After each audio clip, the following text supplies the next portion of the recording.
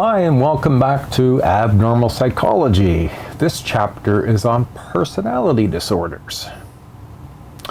So let's go through a little scenario. Dave is known as a loner by his classmates. He seldom participates in social activities and he has very few friends. He even avoids interacting with his resident roommates. Dave's favorite thing to do is to watch TV and play video games.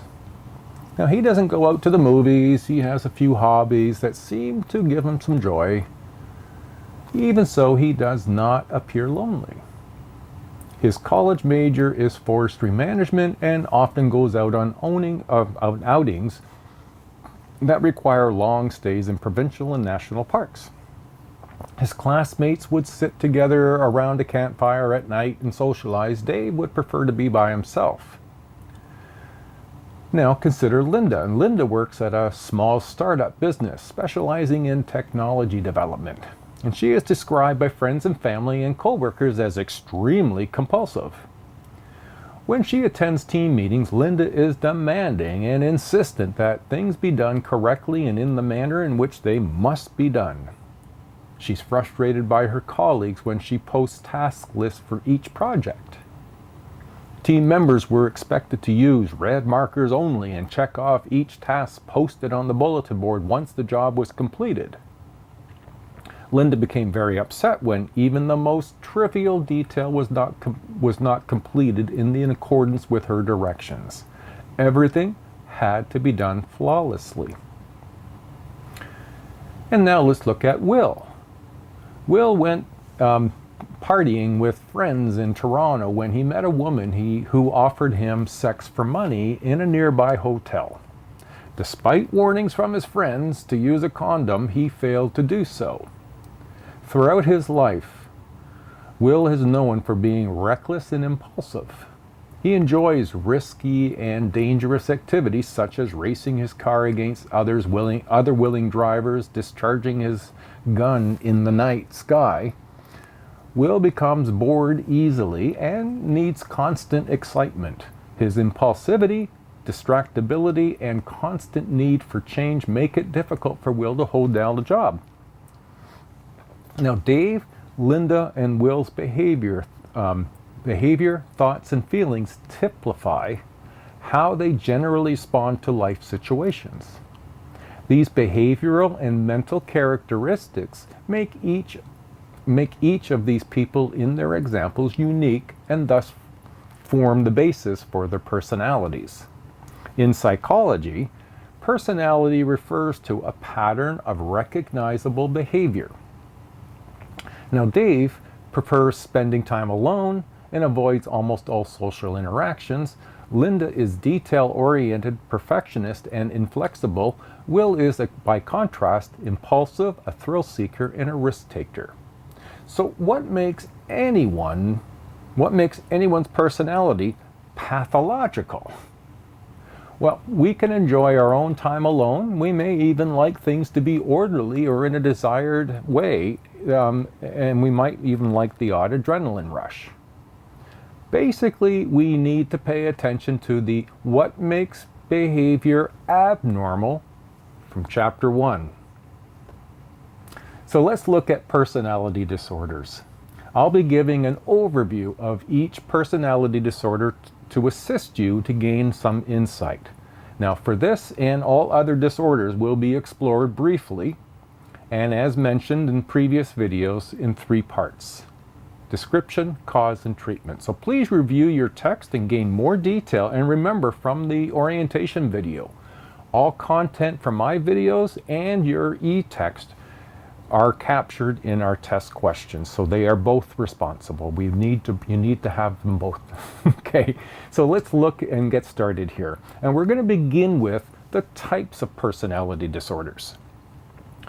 The DSM-5 tends to see people with personality disorders as having traits either as ego-syntonic, that is to say, as a natural part of their personality, or it's dystonic, ego dystonic, which is behavior as foreign or not a part of your identity.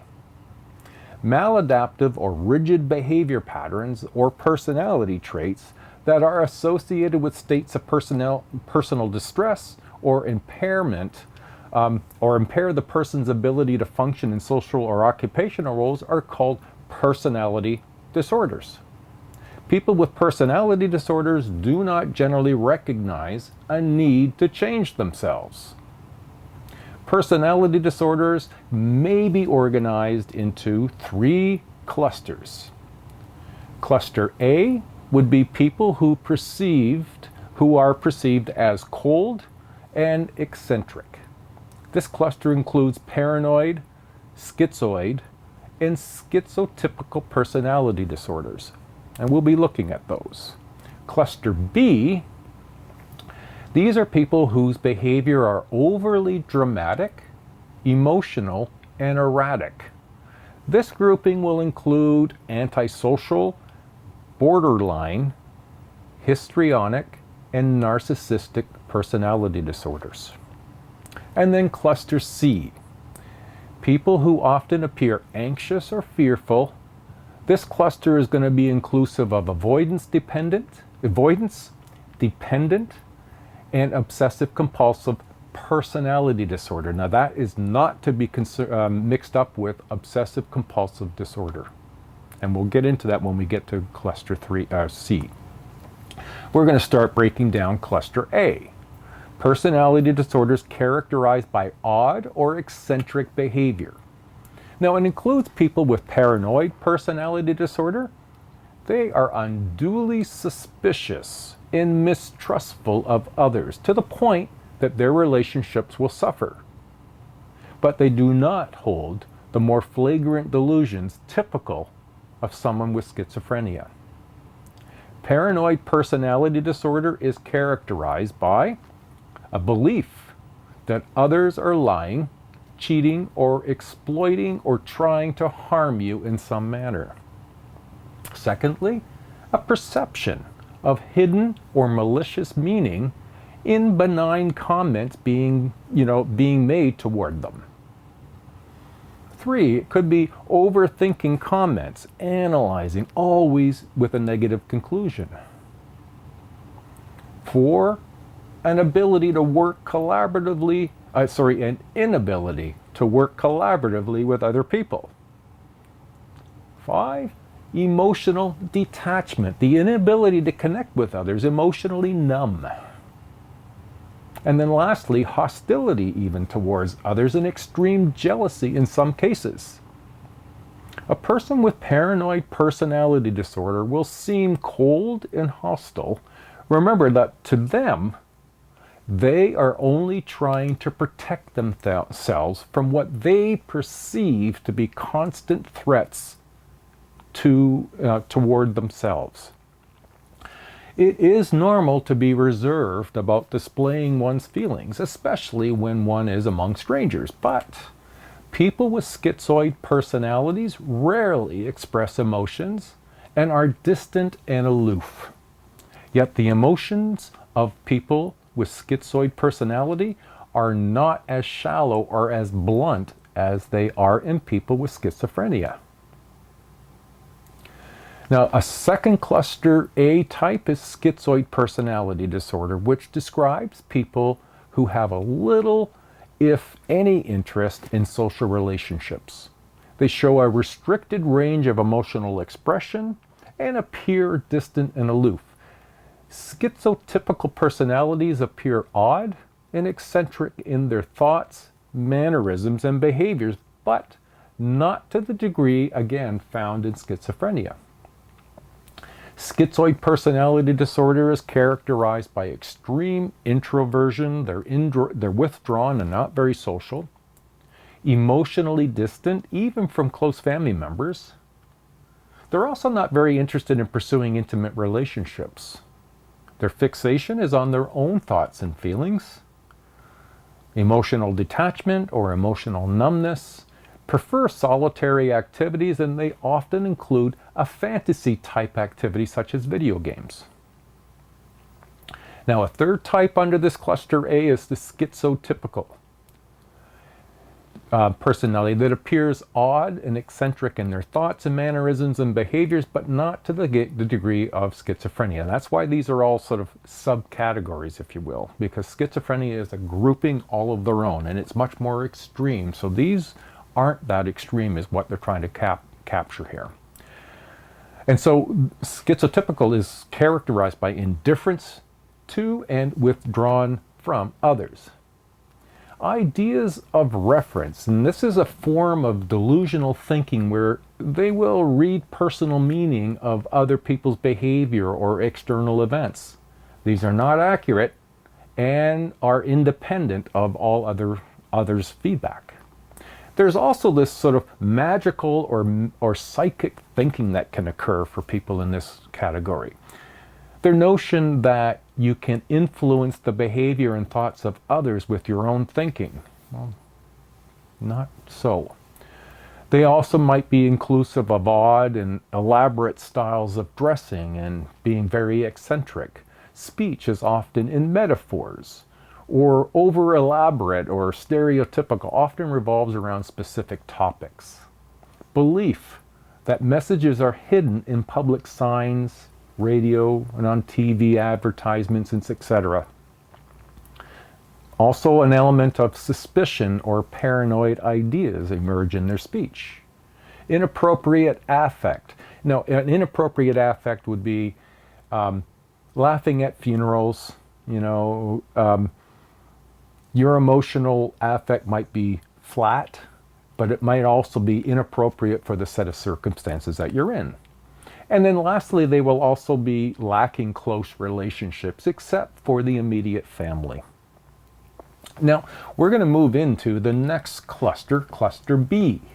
And cluster B types include personality disorders characterized by dramatic, emotional, and erratic behavior. The first one we'll look at is antisocial personality disorder. And it describes people who are persistently engaged in behavior that violates social norms and the rights of others, and who tend to show no remorse for their misdeeds. Often characterized by actions most of us would find unacceptable. Stealing from friends and family, pathological lying. Lying almost continually is what pathological lying is. Manipulating others with no concern for their victims and no feelings of remorse. The terms sociopath and psychopath were used to classify anti-personality disorder. Test terms included personality patterns that characterized by superficial charm, deceitfulness, manipulativeness, irresponsibility, sensation-seeking, and the lack of empathy, anxiety, or remorse. Combine that with the persistent violation of social norms, a socially deviant and nomadic lifestyle and full of impulsivity. As far as criminality is concerned, the antisocial behavior is concerned, not all criminals show signs of psychopathy. And only a minority of people with psychopathic personalities become criminals. Many psychopaths are law-abiding and quite successful in their chosen occupations, yet they possess personality style characterized by callous disregard for the interests and the feelings of others. Psychological and biological factors that might be associated with antisocial personality disorder and psychopathy, they include, and as was mentioned, a lack of emotional responsiveness, a lack of anxiety when in a stressful situation. Remember we mentioned that stress can produce appropriate responses that are normal. When there's a galvanized skin test response, or the GSR, it's lower than most other people.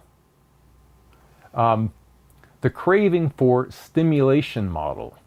The optimum level of arousal, they need a higher level than normal arousal to maintain optimum level. It's not always bad. You want someone who is like that to, drive your rocket ship. You know, you want someone, or work on your brain as a surgeon. You want someone who's not going to get overly queasy or in a knot because they're doing something very stressful. They need that. Lack of restraint on impulsivity. The lower level activities in the frontal lobe inhibits impulsive behavior. Fourth, limbic abnormalities. Psychopaths that engage in criminal activity may have lower activity in the emotional processing areas of the brain.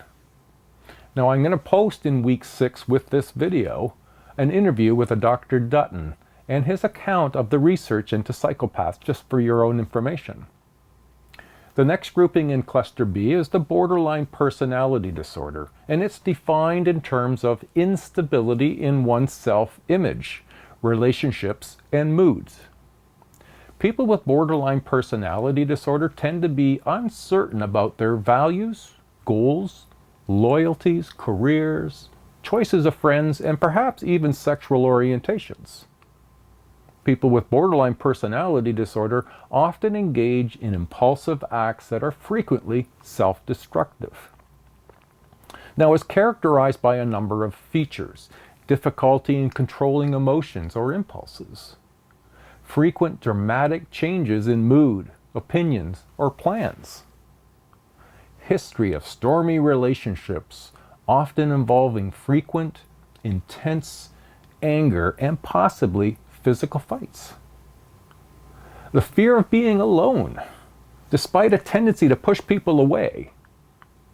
There's a feeling of emptiness and very unstable relationships and moods.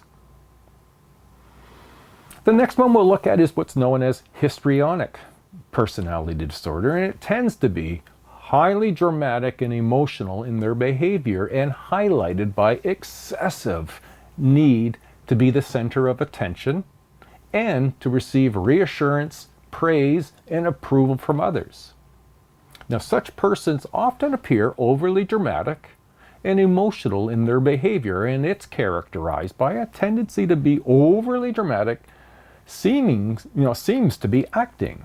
The term histrionic refers to a person who is theatrical in manner, excessive sensitivity to approval of others, attention grabbing, often sexually provocative clothing and behavior.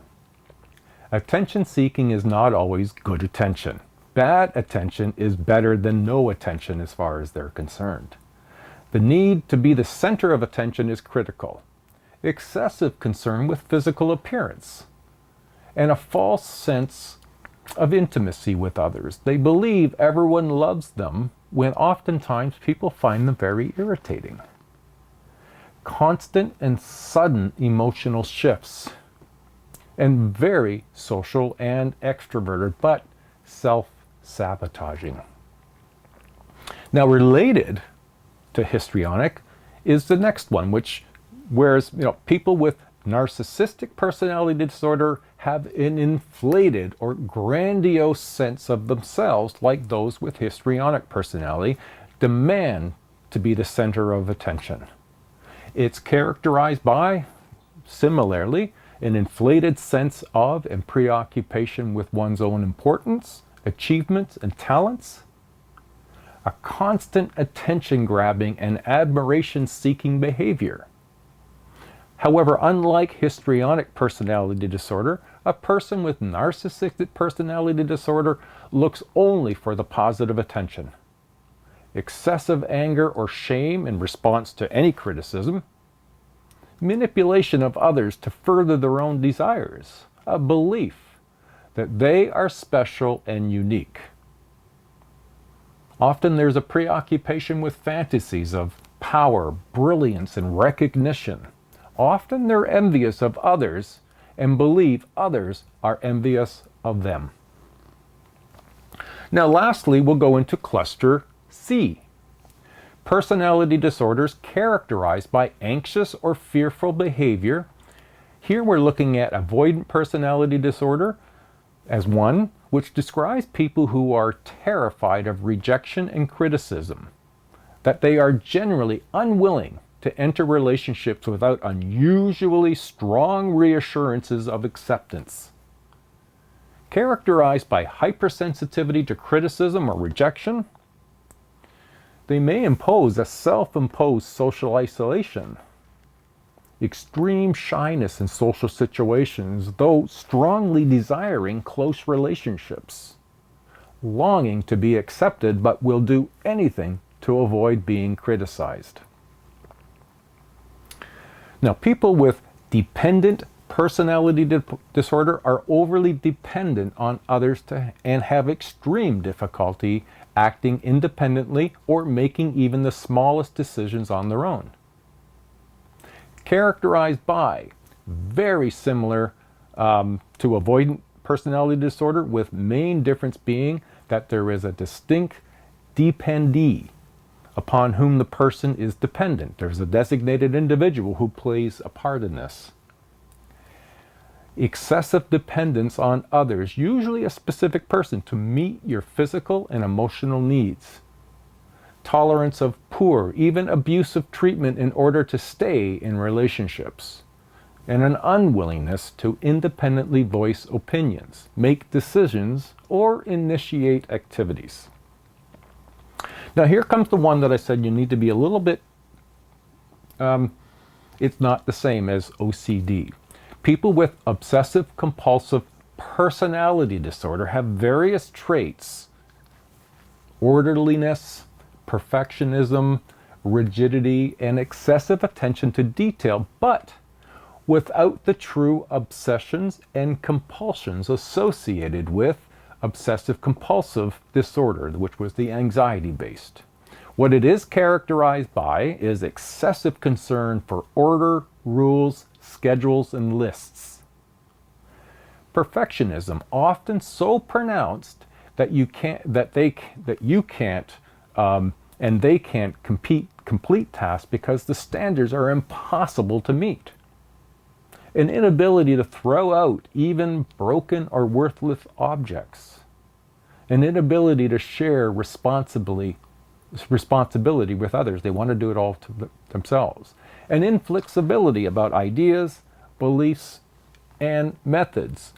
And this is the right way. Period. Do it. Compulsive devotion to work at the expense of recreation and relationships. Financially stinginess and discomfort with emotions and other aspects of close personal relationships, since they cannot be controlled or structured. Okay, and then we get into problems with the classification of personality disorders. You might have seen some things that made you go, Various controversies and problems around the classification of personality disorders, including the lack of demonstrated reliability and validity. Remember, those were two things out of the chapter 2, I think, that we did that are important. Too much overlapping among categories is another issue, and a difficulty in distinguishing between variations in normal behavior and abnormal behavior. Underlying sexist bias in certain categories, and confusion of labels with explanations can all be why this is a difficult grouping of personality disorder. To address the problem of overlap of diagnosis, the DSM-5 proposed a research model for personality disorder diagnosis and conceptualization. This model emphasized functional impairments in personality and traits with an underlying pathology. 6 personality disorders are derived from the model and include antisocial, avoidant, borderline, narcissistic, obsessive compulsive, and schizotypical personality disorders. Since the model included both traits and disorders, it would allow a clinician to take into account the antisocial traits of a person without diagnosing them with an avoidant personality disorder. All right, so now that's the end of the part 1. We're going to jump into part 2, looking at the theoretical perspectives in the next video. All right, everyone, see you in part 2.